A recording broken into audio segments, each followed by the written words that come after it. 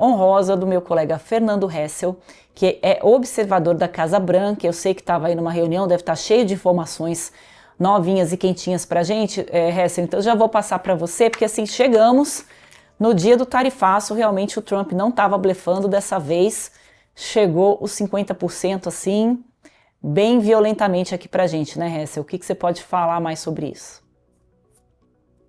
É uma pena que isso aconteça, né? A gente pode falar isso como brasileiro, não tem como a gente fugir às nossas origens. É uma pena que tudo isso esteja acontecendo, até porque o maior prejudicado dessa guerra tarifária é o próprio brasileiro.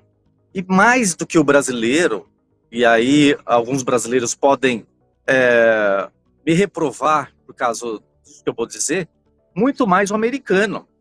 Muito mais o americano. Ontem, inclusive, a Reuters, e para quem não sabe o que é a Reuters é uma das agências mais de jornalismo, de agência de notícias internacionais mais respeitadas do mundo, trazendo não só a Reuters, mas outras agências também, a questão do aumento do café e da carne. Ora, tudo bem, mas o americano tem dinheiro para pagar? Não, não tem dinheiro para pagar.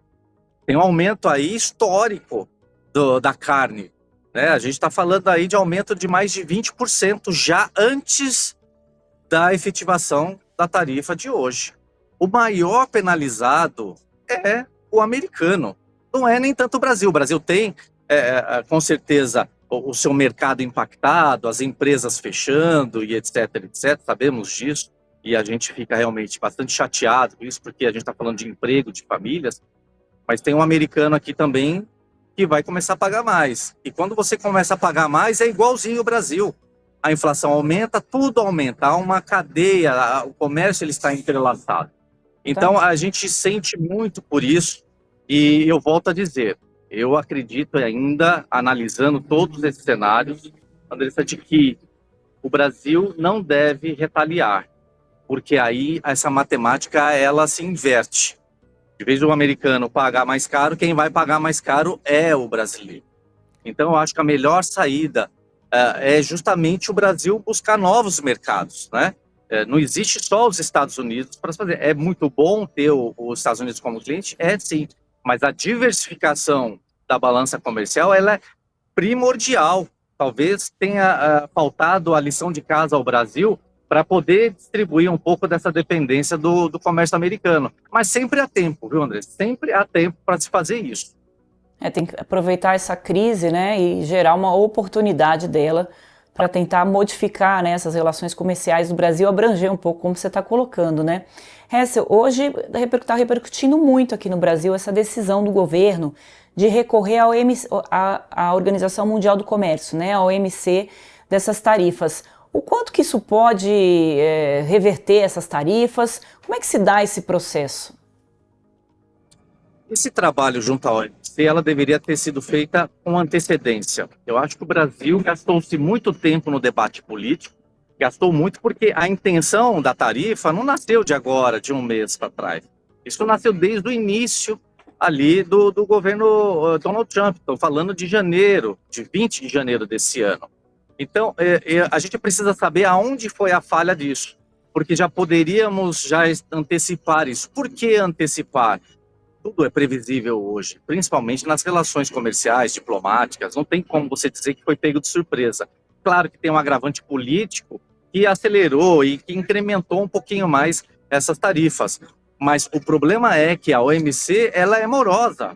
Você tem todo um momento de entrar com a petição, ingressar com documentação, provas. Aí existe uma mesa redonda para se julgar isso. Então, leva-se um tempo.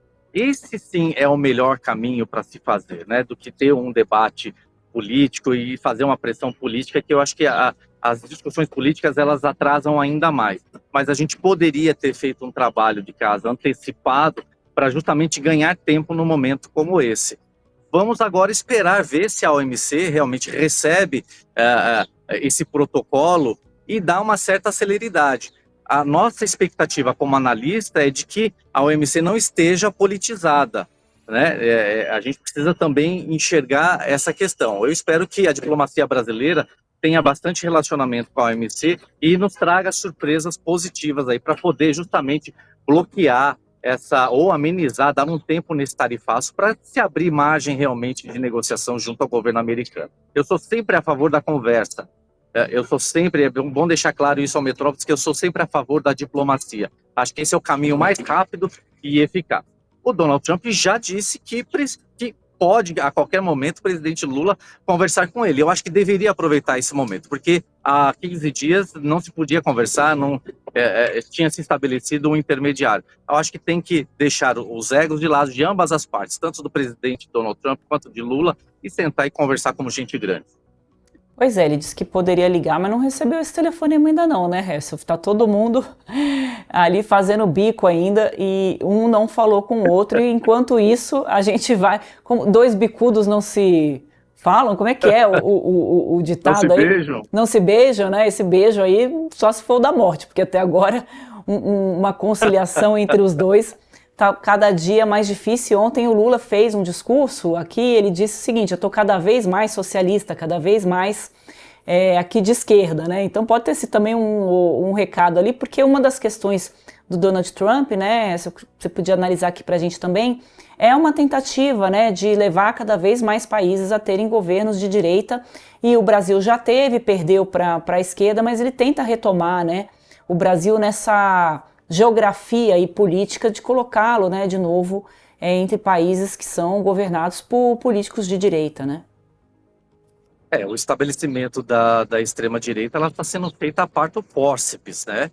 E aí existem vários fatores que colaboram para essa ampliação disso. A forma que está sendo feita, como eu disse, né, a parto fórceps, ela é prejudicial. Na verdade, eles confiam muito na cultura latina, que, querendo ou não, nós precisamos ser bastante honestos. A gente tem um problema cultural, educacional da população latina, né? Estou falando da América do Sul, América Central, que realmente tem certas limitações de reflexão, de aprofundamento. Isso é um fato. A política, não só brasileira, mas como americana, global, ela se aproveita dessa deficiência, dessa limitação, para poder suplantar a sua ideologia. Perdão, isso acontece tanto do lado direito quanto do lado esquerdo. Por isso que, assim, se a população precisa exigir um melhor cenário político, internacional, ou nacional, ou regional que seja, é preciso exigir a educação para que você tenha acesso à informação, para você, nesse momento, entender o que está sendo um estabelecimento de uma extrema-direita forçosa, interesseira, com segundas intenções, como não. Então fica realmente muito difícil, a população nesse momento fica muito refém desse parto fórceps, e aí vai pegar justamente do lado econômico, que é aí que realmente mora o grande perigo. Se nós tivéssemos uma população com um nível educacional, com um alfabetismo do nível aceitável, a gente teria com certeza não só um Brasil melhor, mas como uns Estados Unidos também melhor, de poder realmente valorizar o seu voto, né, respeitar o seu voto, e saber o que é melhor para o seu determinado país. É uma lástima que isso aconteça, essa força extrema, usar a economia de um determinado país para forçar uma ideologia. Eu acho isso muito complexo, isso vai contra totalmente a crítica que se faz aos países ditatoriais, né? Toda a crítica à China, à Rússia e outros países, parece que nós fazemos algo piorado, né? Porque nós temos a democracia a nosso favor, mas a gente acaba desconsiderando essa democracia e tendo ações como um país ditatorial. Então, eu acho que esse pecado é um pouquinho ainda maior. Hessel, hoje saiu também uma sobretaxa ali, a Índia, né? Por conta das relações comerciais com a Rússia. Como é que foi a repercussão disso aí na imprensa norte-americana? E a sua avaliação é que pode nos atingir também essa outra onda aí do tsunami Trump? Não, com certeza, com certeza. Isso já é um início, né? Agora, é importante eu dar um passo atrás e dizer que o Congresso americano, o Senado americano tem 2 projetos focados a isso. Por que que tem essa tarifa, esse boicote, vamos assim dizer, à Índia? Justamente por ela fazer transações comerciais com a Rússia. E os 2 projetos que estão hoje no Capitólio dizem exatamente isso, de limitação de até 500% de tarifa aos países que que se relacionam ou vendem ou fazem o trade com a Rússia, justamente com o argumento de sufocar a economia russa e assim acabar com a guerra ali entre Rússia e Ucrânia. Com certeza o Brasil está nesse bojo, até porque tanto parlamentares do lado democrata e quanto do republicano, eles são favoráveis a isso, inclusive existem entrevistas citando o Brasil como sendo um potencial país de ser também como agora a Índia. Então a gente precisa prestar bastante atenção, porque esse jogo do xadrez está muito complexo, está muito complicado. Se nós estamos chorando, nos desgastando, gastando energia com 50%, com 40% e outra coisa a mais, imagina uma tarifação de até 500%. É irreal, é surreal isso, não tem como se aceitar uma situação dessa. Volto a dizer, o maior prejudicado nessa situação, com certeza, é o americano, e vamos ver o que vai acontecer, né, Andressa, agora nos próximos meses. A gente tem o midterm aí, que é a mudança de cenário do Congresso americano. Então, muita coisa pode acontecer. Então, eu queria até que você colocasse um pouquinho disso para a nossa audiência. Quando é que começam as eleições aí para o Congresso americano? E dizem muito que o Trump, desde o dia zero ali que foi eleito, ele já começou a ocupar todo o espaço político justamente para interferir, para que nas eleições agora para o Congresso ele conseguisse fazer maioria ou não perdesse, né, a maioria que ele já tem. Se perder, na verdade, ele já teria feito grande parte aí do seu plano. Quando que são as eleições? Como é que elas se dão? Vamos contextualizar aqui para a nossa audiência. Eu posso abusar um pouquinho de você? Claro, pode sim, fique à vontade. Diferentemente do Brasil, o tempo legislativo do deputado ele é menor. O de senador é o mesmo do Brasil, mas do Congresso americano, do deputado, vamos assim dizer, que aqui nós chamamos de congressman ou congresswoman, no caso de mulher, é de 2 anos apenas. Então, isso, de certa forma, é muito positivo, porque essa troca do cenário do Congresso, desse cenário parlamentar, acontece na metade da gestão de um determinado presidente. Então, ano que vem, nós teremos eleições com mudanças desse cenário ou não. E aí, o que acontece? Por mais que o Donald Trump faça um alinhamento político, né, ele costure isso, a economia também pesa muito. Porque, na verdade, o presidente é eleito aqui nos Estados Unidos, não diferentemente do Brasil, com aporte financeiro. É quem patrocina mais.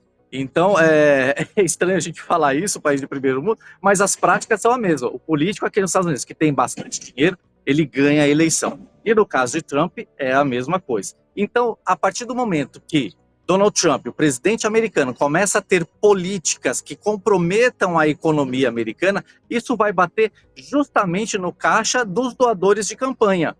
Então, a possibilidade de ter uma mudança hoje, por exemplo, de cenário do Congresso americano, daqui já no próximo ano, é muito grande, porque o setor empresarial tem impressionado muito a Casa Branca por essas questões do Brasil, inclusive, e de outras temáticas em relação a outros países também. Então, a partir do momento que o setor empresarial começa a solapar, quem vai ser prejudicado, evidentemente, vai ser Donald Trump, e toda a sua linha ideológica vai ser comprometida também.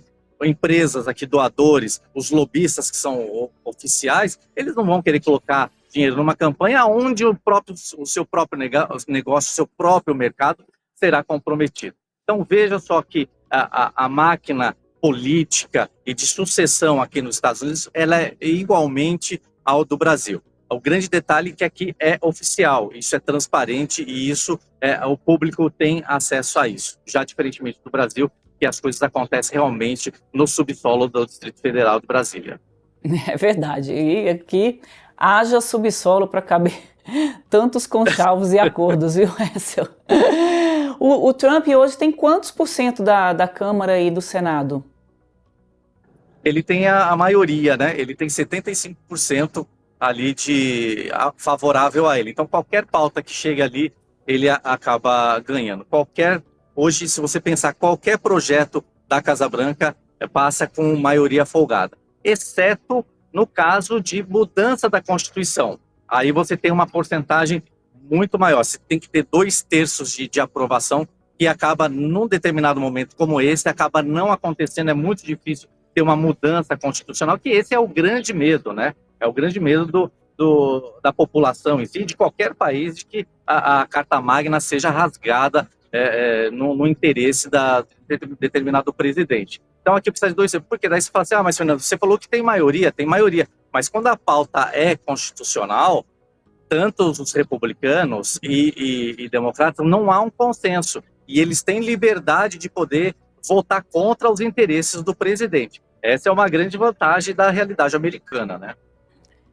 E olha, de fazer inveja para qualquer presidente esse tamanho da base aliada do Donald Trump, porque aqui no Brasil a gente já está contando nos dedos, viu, resto? E olha que daqui a pouco, no final do governo Lula, vai ter uma mão só de base aliada dele no Congresso, porque cada vez ele tem perdido mais, e esse discurso, né, muito radicalizado que o governo tem adotado aqui no Brasil, está afastando dele ali o centrão, por incrível que pareça, a primeira vez na história, como o Lula gosta de dizer, que eu vejo o centrão falando em entregar cargos para o governo, viu, para cair fora. Então, realmente, se acontecer isso, a gente vai ter que fazer uma cobertura especial, porque vai ser algo inédito na história do país. E o Donald Trump tem também o Supremo, né, tem a maioria ali dos ministros do Supremo. Então, nesse momento, ele está exercendo um poder quase absoluto ali nos Estados Unidos, o que tem dado a ele, né, todo essa empáfia, né, toda, e poder para dizer que ele decide as coisas porque ele quer, porque é ele que manda, porque realmente, né, Fernando, nesse momento ele manda literalmente nos três poderes ali, né, do país. A grande vantagem, Andressa, só fazer a título de curiosidade, né?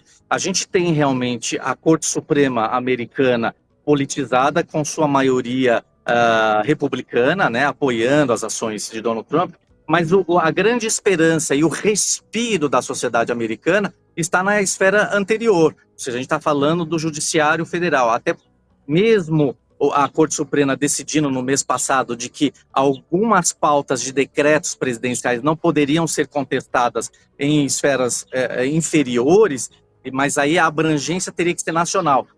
O Judiciário Federal Regional dos estados tem uma grande vantagem. Pela independência dos estados, eles conseguem justamente limitar a aplicação desses decretos na sua base ali regional, ou seja, Flórida, Texas. Então, o respiro até chegar à Suprema Corte, ele dá esse alívio e dá tempo, por exemplo, para os democratas trabalharem politicamente para poder reverter essa situação. É bem interessante o sistema judicial, e essa guerra eleitoral, partidária no judiciário americano. Eu espero estar aí no ano que vem para acompanhar essas eleições para o Congresso ao seu lado. Vou deixar aqui meu lobby aqui para o Metrópolis me mandar lá para a gente ver de pertinho, porque vai ser interessante acompanhar se o Donald Trump vai continuar ou não, né, com todo esse poder de fogo. Se bem que não vou poder, porque vou estar ocupada. Eu te ajudo no lobby, porque aqui é oficial, então pode contar comigo que eu vou ajudar aí a você vir aqui nos Estados Unidos. Mas eu acabei de me lembrar de um pequeno detalhe. Ano que vem tem eleição no Brasil. Essa eleição de 2026 vai ser a eleição, né? Então, pela primeira vez, a gente vai ver se um nome vai surgir, né, além dessas polarizações. Então, já desisti, já não vou poder ir não, porque acho que eu vou ficar presa aqui no ano que vem, mas vou acompanhar de longe aí, com certeza, né, por meio das suas ótimas análises, viu, Ressa? Olha, mas acho que eu vou trazer, eu sei que você precisa terminar, mas eu quero trazer um ingrediente. Talvez você tenha que vir aqui mesmo, porque a gente não sabe se o Brasil vai pertencer aos Estados Unidos no ano que vem. Então, acho que para você já comprar a sua passagem da American Airlines e já carimba o seu passaporte, vai ter que pagar $250 a mais, porque agora estão cobrando a mais, mas vem para cá porque a gente não sabe o que pode acontecer até lá, né? É verdade, tem toda a razão. Eu estou esperando o Donald Trump aqui, já pedi lá pro pessoal para dar uma entrevista pra gente, porque aqui a gente sonha alto, a gente chuta alto. E é isso aí, se der certo, quem sabe, né? A gente vai ouvir diretamente dele todos os recados aqui para o Brasil. Ressa, eu queria agradecer muito a tua presença, eu sei que você estava corrido aí, obrigada por vir dividir um pouco com a gente tudo que você tem visto por aí, e volte sempre, todo dia, toda hora, porque o que não falta é assunto aí onde você está. Prazer, bom trabalho para vocês, viu? Obrigada, brigadão.